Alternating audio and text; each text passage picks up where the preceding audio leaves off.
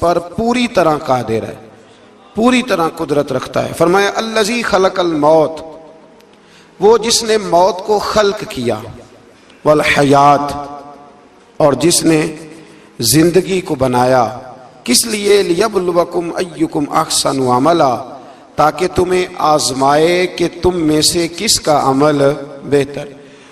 موت اور حیات، پیدا ہوتا ہے انسان، جوان ہوتا ہے، بڑا ہوتا ہے، پڑھائی کرتا ہے، کاروبار کرتا ہے، پتہ نہیں کون سے بد و جزر زندگی میں دیکھتا ہے، تو اللہ نے فرمایا اس کا ایک مقصد ہے، مقصد یہ ہے کہ پتہ چلے تم میں سے اچھے عمل کون کرتا ہے۔ تو ہم یہاں عمل کرنے آئے ہیں۔ قیامت کے دن جو بات ہوگی وہ اعمال کی ہوگی، مکان جائیداد کار کوٹھی کی بات نہیں ہوگی۔ تو اعمال، اچھا عمل، احسن عملہ کے تحت مفسرین نے لکھا ہے کہ کام نیکی کا جب بھی کرو ذرا زیادہ ہی اچھا کر کے کرو۔ وضو کرو تو سونا کر کے کرو، نماز پڑھو تو ذرا آج گئے پڑھنی جو ہے تو اب ذرا سونی کر کے پڑھو، قرآن شریف کی تلاوت کرو تو ذرا پیاری کر کے۔ ذرا میں مدرسے کے بچوں کے ساتھ کبھی کبھی بیٹھتا ہوں، ان سے بڑا کچھ سیکھنے کو ملتا ہے، تو کبھی کوئی بات ان کو کہنے کا بھی موقع ملتا ہے، تو میں انہیں کہا کرتا ہوں کہ ہمارے بزرگ، میری اماں جی جب قرآن مجید کھولتی تھی نا، تو جو وہ رنگ تھا نا بزرگوں کا، حالانکہ وہ حدیثوں میں ہم نے نہیں دیکھا، لیکن وہ کبھی ہم جا کے کوئی بات کرتے تھے نا، تو تلاوت کے دوران تو وہ جلدی سے منہ پہ انگلی رکھتی تھی کہ چپ کرو میں قرآن پاک پڑھ رہی ہوں، اور پھر شنیل کا غلاف، اور پھر اس غلاف کو علیحدہ چومنا، قرآن پاک کو علیحدہ چومنا، اور پھر اس کو ریل میں رکھنا، اور پھر کئی کر کے۔ تو ہم جو آج ہیں تو ہم اس عمل کو اتنا اچھا کر کے نہیں کرتے، بس ٹھیک ہے ہر وقت ہاتھ میں قرآن مجید رہتا ہے تو وہ رویہ نہیں، تو کام کرنا ہے تو اس کو کیا کریں؟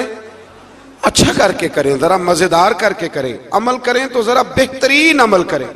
لیکن نبی کریم نے یہ نہیں فرمایا کہ میں تمہیں اخلاق سکھانے آیا ہوں، فرمایا میں اخلاق عالیہ کی تکمیل کرنے آیا ہوں، یعنی جو بڑا اخلاق ہے نا، احسن ترین عمل، اس کا میرے نبی پاک نے درس ارشاد فرمایا ہے۔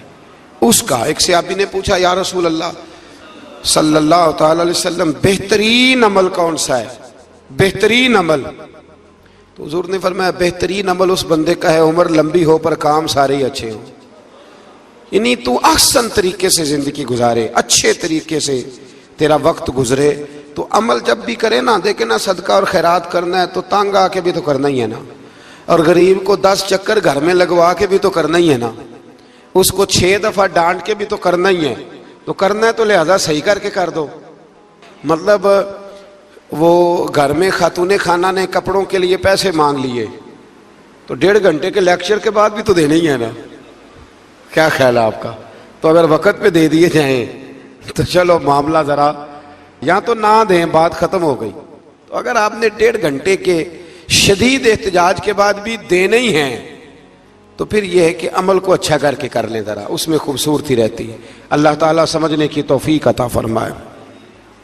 بڑے خوبصورت مضامین ہیں اس سورہ مبارکہ میں۔ آیت نمبر 19 میں اللہ نے فرمایا کہ کیا انہوں نے اپنے اوپر کبھی پر پھیلائے اور کبھی پر سمیٹے ہوئے پرندوں کو نہیں دیکھا؟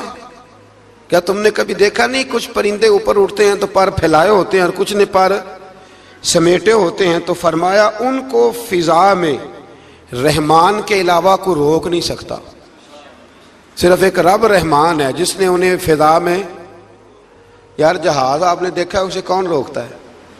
آپ یقین کریں کبھی اس پہ بیٹھا بندہ غور کرنے لگ جائے نا میں کہاں ہوں، تو ہو سکتا ہے پریشان ہو جائے، کون روک کے رکھتا ہے اسے؟ تو فرمایا یہ رب کی قدرت ہے، جہاں چاہے جس کو چاہے وہیں کھڑا فرما دے، یہ اللہ تبارک و تعالیٰ کی قدرت ہے۔ آیت نمبر 20 میں اللہ کی مدد کرنے اور رزق عطا کرنے کا بیان ہے کہ اللہ مدد بھی کرتا ہے تمہاری اور تمہیں رزق بھی عطا کرتا ہے۔ آیت نمبر 23 میں فرمایا کہ اللہ وہ ہے جس نے تمہیں پیدا کیا، تمہیں سننے، دیکھنے اور سمجھنے کی صلاحیتیں عطا کی، مگر بندے بڑے کم ہیں، بڑے کم بندے ہیں جو اللہ کی نعمتوں کا شکر ادا کرتے ہیں۔ یہ سوچنے سمجھنے کی صلاحیت آپ کے خیال میں چھوٹی نعمت ہے؟ بہت بڑی نعمت ہے۔ آپ یقین کریں بعض لوگوں کے پاس سارا کچھ ہوتا ہے لیکن شعور کی دولت نہیں ہوتی۔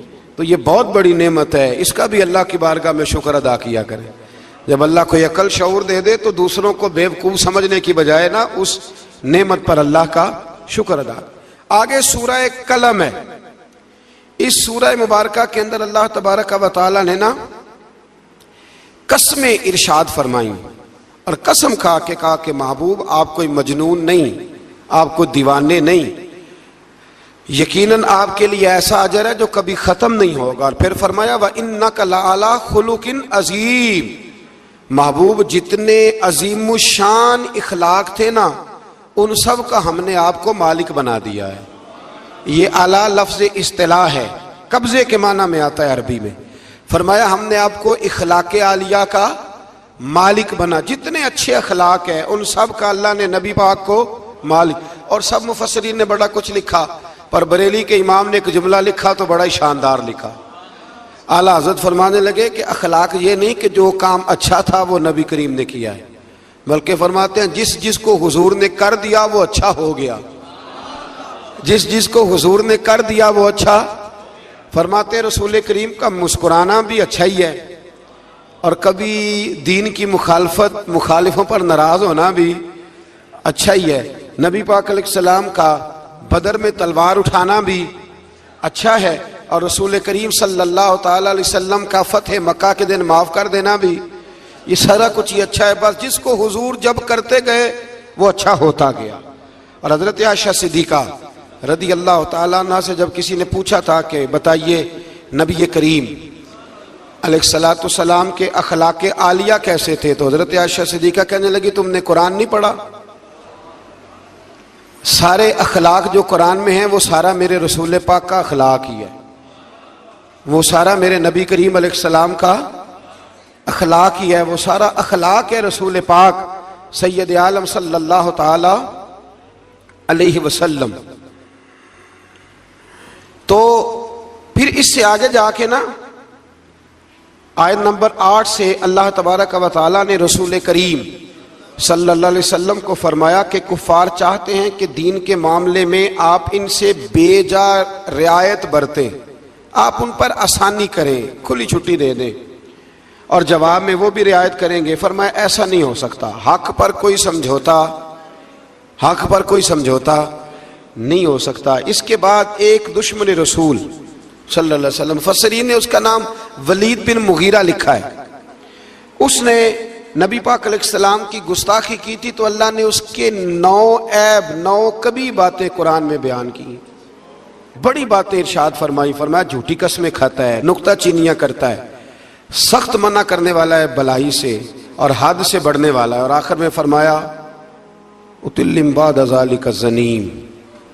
فرمایا یہ نہ ہے ہی بد اصل، اس کی اصل میں ہی مسئلہ ہے۔ یہ کتنی سخت بات ہے، جب نبی کریم کے بے ادب کی بات ہوتی ہے تو پھر باتیں سخت ہی ہوتی ہیں۔ یہ قرآن مجید نے سخت باتیں فرمایا کہ یہ اس کی اصل میں ہی مسئلہ ہے محبوب۔ اس نے ایک بات کی تو اللہ کریم نے 9 اس کی کبھی اوصاف بیان فرمائے۔ اس لیے اعلیٰ حضرت نے کہا تھا دشمن احمد پہ شدت کیجئے، دشمن احمد پہ شدت کیجئے، ملحدوں سے کیا مروت کیجئے، شرک ٹھہرے جس میں تعظیم حبیب، اس برے مذہب پہ لعنت کیجئے، اس برے مذہب پہ لعنت کیجئے، اور جو نہ بھولا ہم غریبوں کو رضا، ذکر اس کا اپنی عادت کیجئے۔ آگے پھر سورۃ الحاقہ، اس سورہ مبارکہ کے شروع میں قیامت کے حق اور یقینی ہونے کو بیان کیا گیا ہے، پھر قوم سمود اور قوم عاد اور فرعون پر نازل ہونے والے عذاب کا ذکر ہے۔ یہ سارے مضامین پہلے بیان ہو چکے ہیں نا جی، ماشاءاللہ تفصیل سے ہم سن چکے ہیں، قوم عاد، قوم سمود، ان سب کے بارے میں اس سورہ مبارکہ میں اللہ نے بیان فرمایا۔ اسی سورہ کی آیت نمبر 19 سے بتایا کہ قیامت میں جس کے نامہ اعمال اس کے دائیں ہاتھ میں دیا جائے گا، یہ اس کے سرخ رو ہونے کی علامت ہوگی۔ جس کے سیدھے ہاتھ میں نامہ اعمال دیا جائے گا مطلب ہوگا کہ کامیاب ہو گیا، اور وہ افتخار کے ساتھ لوگوں سے کہے گا، بڑے فخر کے ساتھ کہے گا کہ آؤ میرا نامہ اعمال پڑھو۔ اس کے برعکس جس کا نامہ اعمال اس کے بائیں ہاتھ میں دیا جائے گا، یہ اس کی رسوائی کی علامت ہوگی۔ اس کی رسوائی کی علامت ہوگی، اور وہ کہے گا کاش میرا نامہ اعمال دیا ہی نہ جاتا اور موت کے ساتھ ہی میرا قصہ ہمیشہ کے لیے ختم ہو چکا ہوتا۔ جس کا بھی نامہ اعمال سیدھے ہاتھ میں، ہمارے بزرگ فرماتے ہیں کہ سیدھے ہاتھ سے لینا دینا حضور کی سنت ہے، کوشش کریں لیں بھی سیدھے ہاتھ سے، دیں بھی، کھائیں بھی سیدھے ہاتھ سے۔ فرماتے ہیں عادت ہی سیدھے ہاتھ کی بنا لو، جب قیامت میں فرشتے نامہ اعمال دینے لگے تو عادت ہی سیدھے ہاتھ کی ہو، عادت ہی سیدھے ہاتھ کی ہو، عادت، اور سیدھے ہاتھ سے لیں، سیدھے ہاتھ سے ہی دیں۔ قیامت میں جس کا نامہ اعمال سیدھے ہاتھ میں دیا جائے گا سمجھیے وہ کامیاب ہوا۔ اور جب جس بچے کی فرسٹ پوزیشن آئی ہوتی ہے نا، وہ رزلٹ کارڈ سارے محلے کو دکھاتا ہے، اور جو فیل ہو جاتا ہے وہ ابا جی کو بھی نہیں دکھاتا، وہ کہتے ہیں کہ وہ ابھی آیا نہیں، ملا نہیں۔ قیامت کے دن بھی جو کامیاب ہوں گے نا وہ دنیا کو بتائیں گے کہ اللہ نے فضل کر دیا ہے، اور جو ناکام ہوں منہ چھپاتے پھریں گے۔ اللہ ہمیں پردہ پوشی عطا فرمائے۔ پھر آگے سورۃ المعارج ہے۔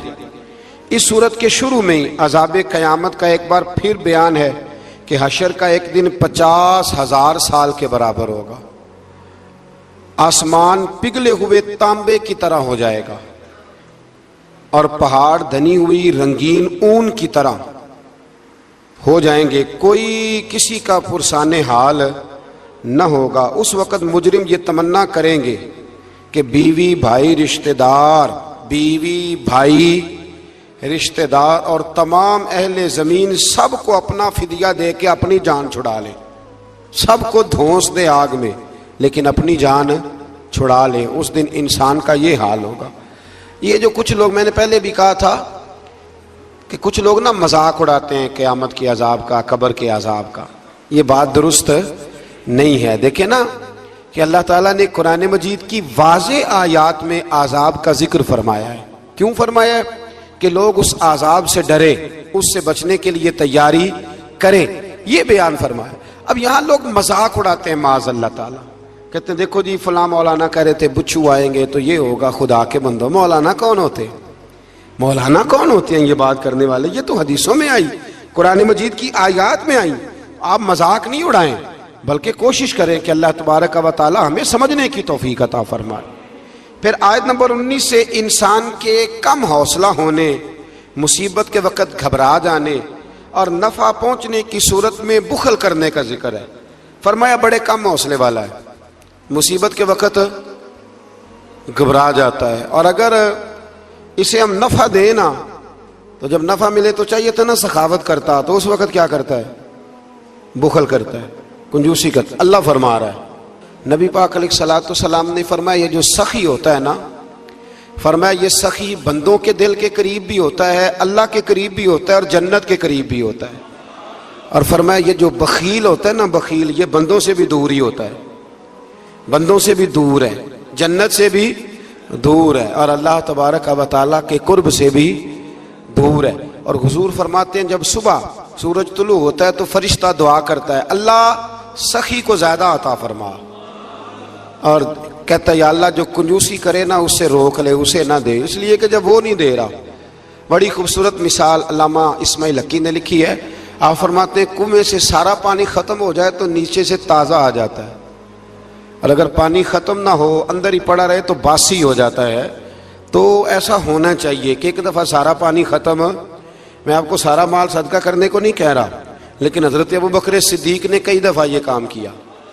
ہجرت کی رات بھی سارے پیسے ہی لے گئے، تبوک کے دن بھی سارے پیسے خرچ کر دیے، حضور نے اعلان کیا تو سارے پیسے ہی۔ مولانا حسن رضا صاحب فرمایا کرتے تھے اعلیٰ حضرت کے بھائی، بیاں ہو کس زبان سے مرتبہ صدیق اکبر کا کہ محبوب خدا محبوب ہے صدیق اکبر کا، اور لٹایا راہ حق نے گھر کئی بار اس محبت سے کہ لٹ لٹ کر حسن گھر بن گیا صدیق اکبر کا، لٹ لٹ کر حسن گھر بن گیا صدیق اکبر کا۔ تو کنجوسی سے بچنے کی کوشش کریں۔ ہاں اسلام فضول خرچی سے منع کرتا ہے، فضول خرچی نہیں کریں، لیکن جہاں خرچ کرنا ہو وہاں سے کنجوسی بھی نہ کریں۔ پھر اس سے آگے سورہ نوح کا ذکر ہے۔ اس سورہ کے شروع میں ہی نوح علیہ السلام کا اپنی قوم کی طرف مبعوث ہونے پر قوم کو اللہ کی عبادت کی دعوت دینے اور گناہ چھوڑنے کا ذکر ہے۔ پھر حضرت نوح علیہ السلام نے جو اپنی قوم کے بارے میں اللہ سے فریاد کی کہ اللہ یہ نہیں مانتے، پھر عذاب آیا، تو اس ساری بات کا اللہ نے سورہ نوح کے اندر ذکر فرمایا۔ پھر آگے سورۃ الجن ہے، سورہ جن۔ میں نے آپ کو پچھلے کچھ اسباق میں بھی بتایا تھا کہ جن نبی کریم علیہ السلام کے غلام تھے، حضور کا کلمہ پڑھتے تھے۔ جنات مسلمان ہوتے ہیں، بلا وجہ کسی کو تنگ نہیں کرتے۔ ہمارے ہاں جتنا شور ہے نا جنات کے آنے کا، اتنے آتے نہیں، اتنا کالا جادو ہوتا نہیں جتنا کہ ہم لوگوں نے سمجھ لیا ہے۔ قرآن مجید کی آخری 2 سورتیں پڑھیں، اللہ اپنی رحمت فرمانے والا ہے، اللہ کرم نوازی کرنے والا ہے۔ اس صورت میں اس امر کا بیان ہوا ہے کہ جنات جو تھے وہ عالم بالا میں خبروں کی سن گن کے لیے، خبریں تلاش کرنے کے لیے جایا کرتے تھے، مگر اب وہ وقت آ گیا ہے کہ عالم بالا میں ان کا داخلہ بند کر دیا گیا ہے۔ ایک وقت تھا کہ جنات خبریں سننے گننے کے لیے چلے جاتے تھے، اب ان کا داخلہ اب وہاں کی خبریں بتا سکتے، یعنی کو بابا جی اگر کہہ دینا کہ مجھے جن نے بتایا ہے کہ تیری اتنی روزی ہے، اتنی باندھ ہے، تب تو مر جائے گا، تو یہ بات اس لیے درست نہیں کہ اب جنوں کا وہاں جانا ویسے ہی بند ہو گیا۔ تو اب بابا جی تو آپ کو پتہ ہے نا، یہ بھی کہہ دیتے ہیں اللہ ماشاءاللہ کہ وہ چیزیں پیسے مانگتی ہیں، یعنی بڑی بڑی عجیب فلسفے کے ساتھ نا وہ چیزیں پیسے مانگتی ہیں۔ تو میں نے کہا مطلب چیزوں کا پیسے مانگنا تو سمجھ میں نہیں آتا، یا پھر کوئی ایسی بات بتا دی جاتی ہے کہ جس سے وہ پیسے دینے والا ماحول بن جاتا ہے۔ تو فرمایا اب ان کا وہاں جانا بند ہے، اور جو بھی جاتا ہے محافظ ان کا راستہ روک لیتے ہیں، اور آگ کے گولے ان پر برسائے جاتے ہیں اگر آسمانوں پر جانے کی جن کوشش کریں۔ جنات نے مشورہ کیا کہ پورے روئے زمین کا جائزہ لے کے دیکھیں آخر یہ سارا منظر کیوں تبدیل ہو گیا، تو ضرور کوئی بڑی تبدیلی آئی ہے۔ حضرت ابن عباس رضی اللہ تعالیٰ عنہ نے بیان کیا کہ ان کی ایک جماعت مکے کی طرف گئی، اور وہاں نبی پاک علیہ السلام عکاظ کے بازار میں اپنے اصحاب کو صبح کی نماز پڑھا رہے تھے۔ انہوں نے یہ قرآن سنا، اور پھر جن جا کے دوسروں کو کہنے لگے کہ ایسا قرآن سن کے آئے ہیں کہ جیسا کبھی نہیں سنا۔ تو آؤ پھر محبوب کریم کی بارگاہ میں چلتے ہیں، خود بھی مسلمان ہوئے اور اپنی قوم کو بھی اسلام کی دعوت دی۔ اس کی آیت نمبر 26 میں اللہ تبارک و تعالیٰ نے فرمایا، یہ سورہ جن جو ہے نا، اس کی آیت نمبر 26، اللہ کریم نے ارشاد فرمایا عالم الغیب فلا یظہر علی غیبہ احدا، فرمایا غیب کا جاننے والا اپنے غیب پر کسی کو مطلع نہیں کرتا، غیب کا جاننے والا آگاہ نہیں کرتا اپنے غیب پر کسی کو بھی۔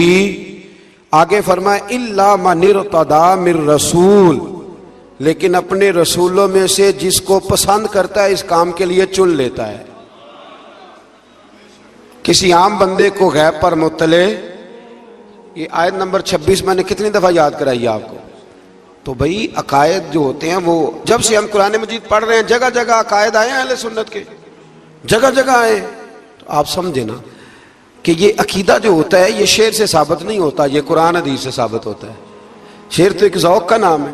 تو فرمایا عام آدمی کو اللہ غیب پر اطلاع نہیں دیتا، پر اپنے رسولوں میں سے جس کو چاہتا ہے اس کام کے لیے چن لیتا ہے۔ تو بتائیے نبی پاک سے بڑھ کے بھی اللہ کسی کو چاہتا ہے؟ حضور نے فرمایا خبردار ہو جاؤ، اس نے مجھے اپنا محبوب بنایا ہے، الا وانا حبیب اللہ، خبردار میں اللہ کا حبیب بن کے آیا ہوں۔ تو علم غیب اللہ نے اپنے رسول کو دیا، اور اس کی برکت سے نبی کریم علیہ السلام نے دین کا بہت سارا کام کیا۔ حبیب کریم علیہ السلام نے بہت ساری باتیں، اور بہت سارے ایسے لوگ ہیں جو صرف حضور کا غیب دیکھ کے ایمان لائے، یعنی ایمان ہی غیب دیکھ کے لائے۔ خود حضرت عباس نبی کریم کے چچا، وہ جب بدر کے لیے آنے لگے نا، وہ آنا اس وقت بھی نہیں چاہ رہے تھے، پر قبیلے اور برادری نے مجبور کر کے انہیں ساتھ تیار کیا۔ وہ آئے نا تو جو گھر میں سونا پڑا تھا نا وہ ایک جگہ پہ چھوڑ آئے، اپنی بیوی کو کہنے لگے کہ میں آ گیا تو نکال لوں گا، اور اگر میں قتل کر دیا گیا تو تو نا نکال کے بچوں پہ خرچ کر دینا۔ تو نبی پاک علیہ الصلوۃ والسلام کے پاس جب یہ قیدی ہو کے آئے تو حضور نے فرمایا چچا فدیہ دو، اتنے پیسے دو چلے جاؤ۔ تو کہنے لگے میرے پاس تو شے ہی کوئی نہیں۔ وہ جو 15 دن عمرے والے وہاں رہتے ہیں نا، وہ 2.5 من کی شاپنگ کر لیتے ہیں، اور جب کسٹم والا کہتا ہے پیسے دو تو تازہ عمرہ کیا ہوتا ہے، کہتے شے ہی کوئی نہیں۔ یہ ظلم ہے، تازہ عمرہ کیا ابھی آئے ہیں، ہاں جی۔ تو مطلب اتنی وہ خستہ حالی ہو جاتی ہے. یہ میں پریکٹیکل بتا رہا ہوں اللہ کے فضل سے. ایک سے میں نے کہا تو مجھ سے لے لے, کہتا چپ کرو تسی کو بچ بول دے ہو. میں نے کہا مجھ سے لے لو دے دینا, کہتا تو چھڈو. بھائی چھوڑیں, آپ کیوں غلط بات کرتے ہیں. تو بہت سارے بندے ہوتے ہیں جو کہتے ہیں شے ہی کوئی نہیں, بالکل کوئی شے نہیں. ہاں کوئی پلاٹ سستا بک رہا ہو تو پیسے نکل آتے ہیں, پھر کہتے ہیں میں پھڑے نے کسی کو لو. بھائی کو کھا جائے گا, چلے ٹھیک ہے آپ چھپائیں اپنی دولت کو, لیکن ان لفظوں کے ساتھ ناشکری کرنا کہ شے ہی کوئی نہیں, یہ معاملہ درست ہے. تو حضرت عباس نے بھی نا نبی کریم کی بارگاہ میں عرض کیا, حضور کوئی شے نہیں, کہاں سے دوں. تو حضور مسکرائے. حضور نے فرمایا چاچا جب گھر سے نکلنے لگے تھے تو وہ اکیلے میں میری چچی کو بلا کے جو پیسے دے کے آئے تھے, اور وہ اس کو کہہ کے آئے تھے کہ میں آ گیا تو میں تمہیں بتاؤں گا کیا کرنا ہے, نہ آیا تو پھر نکال کے بچوں پہ خرچ کر دینا. یہ سن کر حضرت عباس پہ راشا ہوا تاری. یہ سن کر حضرت حفیظ جلندری کہتے ہیں یہ سن کر حضرت عباس پہ راشا ہوا تاری کہ پیغمبر تو رکھتا ہے دلوں کی بھی خبرداری. خیال آیا مسلمان نیک و بد پہچان جاتے ہیں اور محمد آدمی کے دل کی باتیں جان جاتے ہیں. محمد آدمی کے دل کی باتیں جان جاتے ہیں, اور کوئی غیب تم سے نہا ہو بھلا جب خدا ہی نہ چھپا رہا. تم پر کروڑوں درود و سلام جب خدا ہی نہ چھپا رہا. کتنی عجیب بات ہے. یہاں بھی لوگ ترازو لے کے بیٹھے ہیں. اقبال سے کسی نے کہا کہ دو علماء کی بحث ہے, ایک کہتا ہے حضور کو غیب نہیں, دوسرا کہتا ہے آؤ چلیں. تو اقبال کہنے لگے مجھے شرم نہ آئے گی میں وہاں چلا جاؤں جہاں لوگ میرے نبی کا علم تولنے کے لیے ترازو لے کے بیٹھے ہیں, حضور کا علم تول رہے ہو. اقبال کہنے لگے میرے نبی کے تو غلاموں کا علم نہیں تولا جا سکتا, تم حضور کے علم کی بات کرتے ہو. یہ تھوڑا سوچ سمجھ کے بات کرنی چاہیے, اور نص قطعی ہے قرآن پاک کی. ایک دن سجا لیا تھا میرے نبی پاک نے منبر, فرمایا پوچھ لو پھر جو پوچھنا ہے پوچھو. تو حضرت عمر جیسے لوگ اٹھ کے کھڑے ہو گئے, کہا یا رسول اللہ ہم اللہ کے رب ہونے پہ راضی ہیں, آپ کے رسول ہونے پہ راضی ہیں, اسلام کے دین ہونے پہ حضور ہم بڑے راضی ہیں, ہم بڑے راضی. اس لیے یہ تو ایسا مسئلہ ہے کہ اس مسئلے کو دیکھ دیکھ کے لوگ مسلمان ہوئے. تو حضرت عباس کو جب حضور نے ساری بات بتائی نا, تو حضرت عباس کہنے لگے فدیہ مرضی کا لے لینا پر پہلے مجھے کلمہ پڑھاؤ. کہا کیوں؟ فرمایا مجھے سمجھ آ گئی ہے وہ بات میرے اور میری بیوی کے علاوہ کسی کو پتہ ہی نہیں, اگر آپ کو پتہ چلی ہے تو یقیناً آپ کو کوئی بتانے والا ہے, تو وہ جو آپ کو بتانے والا ہے نا وہی رب العالمین ہے. تو حضور کا تو غیب دیکھ کے دنیا کلمہ پڑھ جاتی تھی. اس پر بڑی تفصیل سے میں نے ایک دفعہ بات کی تھی, موقع ملا تو وہ ساری روایات ایک جگہ کسی وقت جمع کریں گے انشاءاللہ تعالی, اور آپ کو عرض کریں گے کہ وہ کیا خوبصورت ماجرا ہے. اور اب تو الحمدللہ ایک اور آسانی بھی ہو گئی ہے. میری باتیں کوئی اس قابل تو نہیں تھی, لیکن چونکہ اللہ رسول کے فرامین تھے تو ایک دوست نے لکھنی شروع کر دی, انشاءاللہ جلدی چھپ بھی جائیں گی. تو عرض کرنے کا مقصد یہ ہے کہ یہ چیزیں آئیں گی اور آپ کو بتائیں گے کہ اللہ نے اپنے محبوب کریم کو کس طرح غیب کے خزانوں کی کنجیاں عطا فرمائی ہوئی. تو اس سے آگے پھر سورہ مزمل شروع ہوتی ہے. سبحان اللہ. سورہ یا ایھا المزمل, کہا او چادر اوڑھنے والے محبوب, قم اللیل الا قلیلا, ساری رات نہ بیدار رہا کر, تھوڑا آرام بھی کر لیا کر, تھوڑا سا. کیا کہا حضرت نے؟ خدا کی رضا چاہتے ہیں دعا لو, خدا چاہتا ہے رضا. اور درویش کہتے ہیں رب آکھیا سونے محبوبہ تیرے 100 ناز اٹھانا ہاں, لوکی میریاں قسماں چاندے نے میں تیریاں قسماں چاہنا. کہا اے میرے پیارے حبیب, اے چادر اوڑھنے والے, تھوڑا آرام بھی کیا کریں. حضور ساری رات نماز پڑھتے تھے نا, اللہ نے کہا محبوب تھوڑا آرام بھی کیا کریں. پھر اس میں بڑے خوبصورت چیزیں اللہ کریم نے بیان فرمائی ہیں, قیامت کی ہولناکیوں کا بھی ذکر فرمایا ہے. پھر آخر میں فرمایا کہ تم اپنی بھلائی کے لیے جو کچھ بھی آگے بھیجو گے اس کو اللہ تعالیٰ کے پاس اس سے بہتر اور زیادہ ثواب والا پاؤ گے. یعنی اس کا معنی یہ بھی ہو سکتا ہے کہ اپنی سوچ سے زیادہ تم ثواب پاؤ گے جو چیز آخرت کے لیے تم بھیجو گے. اور اللہ سے مغفرت طلب کرتے رہو, بے شک اللہ بہت مغفرت فرمانے والا اور بے حد رحم کرنے والا ہے. پھر اس سے آگے سورہ مدثر ہے. مزمل کے فوراً بعد سورہ मुदस्सर, इस सूरह मुबारक में बड़ा खूबसूरत अंदाज है। या अय्युहल मुदस्सर, ए चादर ओढ़ने वाले, कुम फअनज़िर, उठिए और लोगों को डराइए। उठिए, आप पैगाम दीजिए, उठिए लोगों को डराइए। उठ बांध कमर क्यों डरता है, फिर देख खुदा क्या करता है। आप उठिए। इस सूरत में अल्लाह ताला ने आपको शान महबूबी के साथ खिताब करते हुए फरमाया है, चादर ओढ़ने वाले उठिए और लोगों को अल्लाह के अजाब से डराइए और अपने रब की किबरियाई का ऐलान फरमाइए। बताइए कि आपका रब कितना बड़ा है।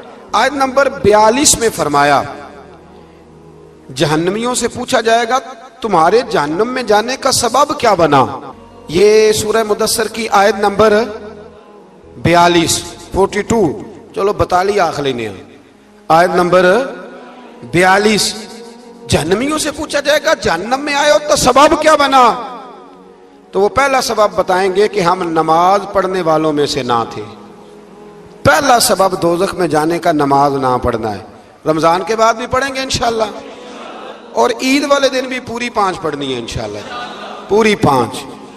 ये नए कपड़े लोगों को बाद में दिखाना, पहले सवेरे पहन के ना रब की बारगाह में जाओ। सवेरे पहन के ना, अल्लामा अब्दुल सत्तार खान न्याजी, अल्लामा न्याजी, मैं जब उनके मज़ार पे जाता ना, मियाँ वाली जाने का जब मौका मिलता है तो मैं ना खड़ा होता हूँ। आप यकीन करें, उस बंदे की कब्र पे खड़े होके भी जज्बा ही मिलता है। क्या बंदा था वो ना। पगड़ी बांधते थे बड़ी, हमारे बरेली शरीफ के बुजुर्ग भी ना वो पगड़ी बांधते शिमले वाली। चले आज बात आ गई है तो उसकी भी मैं हिकमत बता दूं। वहां ना सिख भी पगड़ी बांधते हैं, तो कपड़ा भी अक्सर एक जैसा ही उनके लिए आता, तो मुसलमान भी खरीद लेते थे। तो वो सिख जो होता है ना, वो शिमला नहीं निकालता, तो उससे फर्क करने के लिए वहां के मशाइख ने ना शिमला निकालना शुरू किया। तो मैं शादी बांधा करता था, तो एक दफा मुझे हजरत मुफ्ती तहसीन रजा साहब रहमतुल्लाह ताला अलैह फरमाने लगे शिमले वाली बांधा करो। तो मैंने कहा हुजूर अब छोटे लोगों को तो अच्छी नहीं ना लगती। तो फरमाने लगे लोगों को थोड़ी दिखानी है, ये तो रसूलुल्लाह की सुन्नत है, तो आप शिमले वाली बांधे। जब हम जो कह रहे हैं, तो मैं भी अक्सर वो पगड़ी बांधता हूँ, और कभी बहुत बड़ी बांधते थे। तो अल्लामा न्याजी पगड़ी बांधते थे, तो जिन लोगों ने देखा बड़ी ऊंची होती थी, और बड़ी ऊंची पगड़ी, और हाथ में छड़ी होती थी, और कभी वो तकरीर करते थे तो जमीन पे लगाते थे, तो पता चलता था कि मर्द बात कर रहा है। और अल्लामा इकबाल के डायरेक्ट शागिर्द थे अल्लामा अब्दुल सत्तार न्याजी, शागिर्द। वो मदीना शरीफ जाने लगे ना, तो किसी ने उनसे कहा न्याजी साहब ये पगड़ी उतार के जाओ, ये पगड़ी उतार के जाओ। तो अल्लामा न्याजी साहब फरमाने लगे क्यों उतार के जाऊं, पहन के जाऊंगा। जब हुजूर की बारगाह में न्याजी का सर झुकेगा तो शिमला भी झुकेगा, और दुनिया को पता चलेगा जिसका सर कभी कहीं नहीं ना झुकता, इस रोजे पे आके उसकी गर्दन भी झुक जाया करती। इसलिए साथ लेके जानी है पगड़ी, ताकि लोगों को पता चले। तो आप नए कपड़े पहन के ना कभी साज संवर के मस्जिद भी जाया करें, खूबसूरत हो के। कुरान मजीद ने कहा गालिबन नामे पारे में है कि नमाज के वक्त जीनत इख्तियार करो, अच्छे बन के। तो नए कपड़े पहन के ना ईद वाले दिन 5 नमाजें पाबंदी से पढ़नी है इंशाअल्लाह ताला। ये रश देखना इंशाअल्लाह ताला, पता चलेगा कि रमजान के रोजों ने असर किया हमारे ऊपर। तो जहन्नमियों से पूछा जाएगा दोज़ख में आने का सबब क्या बना, तो कहेंगे हम नमाज पढ़ने वालों में से ना थे, और दूसरी बात ये कहेंगे कि हम मिस्कीन को खाना नहीं खिलाते थे। दोज़ख में जाने का दूसरा सबब कि तौफीक के बावजूद लोग मिस्कीनों का ख्याल नहीं रखते। और तीसरी बात वो ये कहेंगे कि हम लगव कामों में मशगूल रहते थे। लगव काम, बेहुदा काम उसको कहते हैं जिसका फायदा कोई नहीं। ये बड़े बड़े सियाने लोग गेमें खेलते, सियाने लोग, अक्लमंद लोग, तो ये जहन्नम में जाने का तीसरा सबब कुरान ने बयान किया। लगविया, फट्टे पे बैठ गए, फजूल बात शुरू कर दी। भाई इससे बेहतर था तो कुरान मजीद की तिलावत करता। ऐसे ही बिला वजह लगवियात हैं ये सारी। मैं मना नहीं करता खाना खाने के लिए कभी जरूर जाएं, लेकिन ये माहौल ही बना लेना कि आज तुझे पार्टी है तो कल मुझे पार्टी है तो परसों उसको पार्टी है, तो ये शुगल मेला हर वक्त का। मुसलमान के पास तो इतना वक्त ही नहीं। एक दोस्त मुझे कहने लगे कि मैं आजकल बड़ा बोर हो रहा हूं, तो मैंने कहा तो असल में फारग है, वरना हमारे पास तो टाइम ही कोई नहीं बोर होने का। बंदा मतलब को फुर्सत मिले तो बोर हो ना, पता नहीं कहां से लोग टाइम निकाल लेते, अब बोर भी हो लेते। तो आप फारिग लगवियात से बचे। लगव काम करना जहन्नुम में जाने का तीसरा सबब है। ये कुरान मजीद ने इस सूरह मुबारका की आयत नंबर 42 में इरशाद फरमाया। اور چوتھے نمبر پر کہیں گے ہم قیامت کے دن کو جھٹلاتے تھے کہ موت ہمارے سر پہ آ گئی۔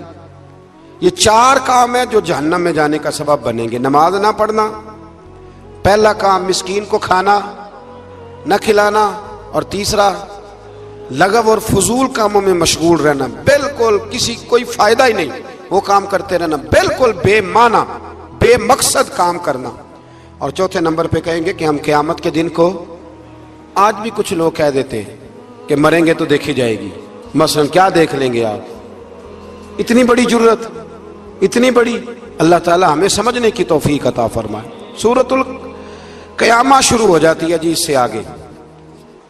اس سورہ مبارکہ کے اندر اللہ تبارک و تعالی نے ان لوگوں کے بارے میں جو آخرت کے منکر ہیں، اللہ تعالیٰ نے قسم ذکر فرما کے ارشاد فرمایا، کیا انسان نے یہ گمان کر رکھا ہے کہ ہم مرنے کے بعد اس کی ہڈیوں کو جمع نہیں کریں گے؟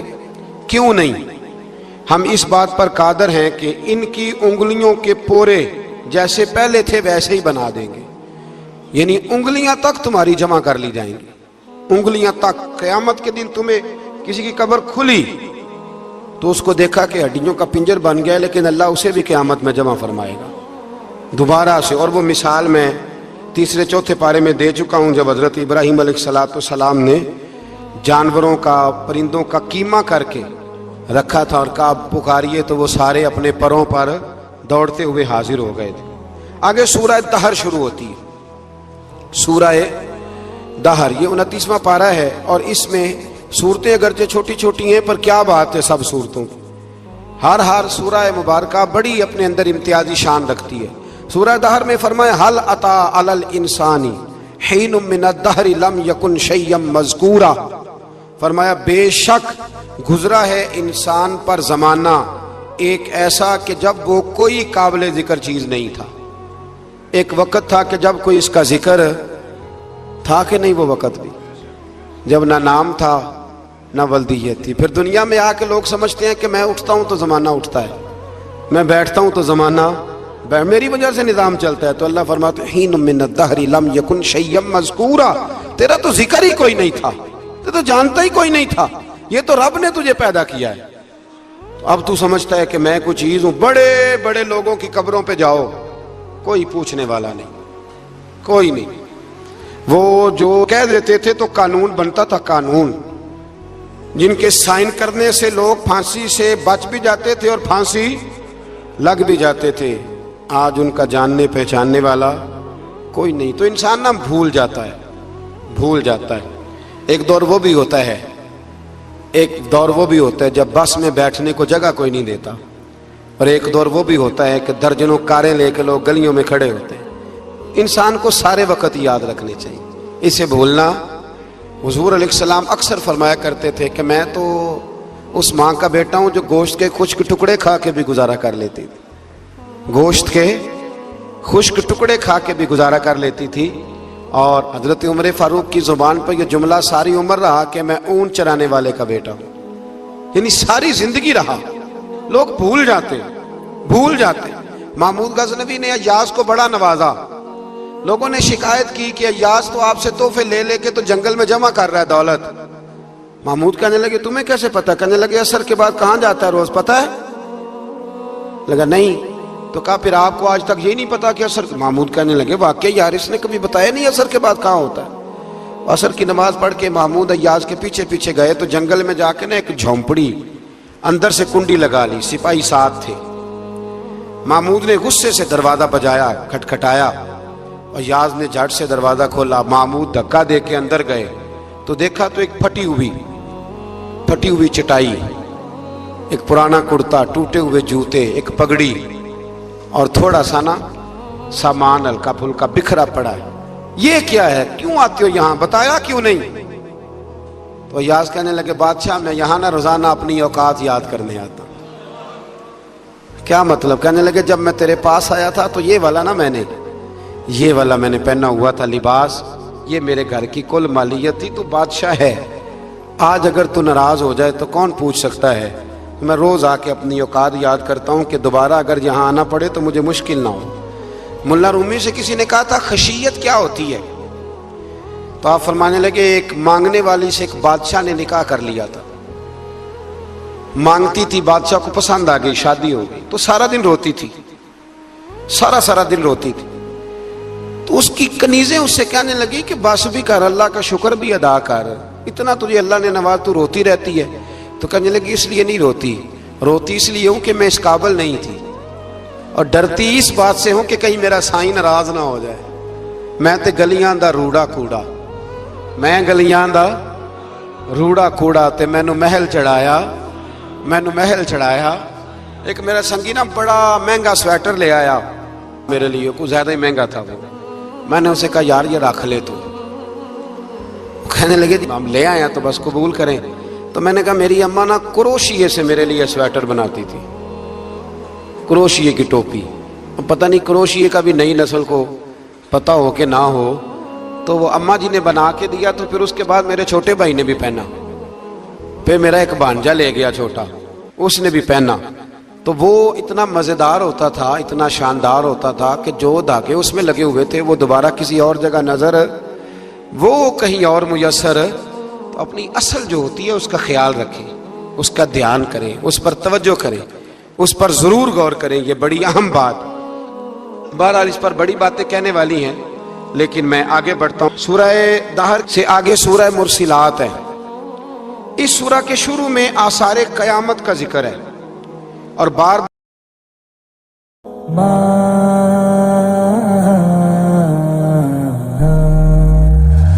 موت کی آغوش میں جب تھک سو جاتی ہے ماں، تب کہیں جا کر کے تھوڑا سا سکون پاتی ہے ماں۔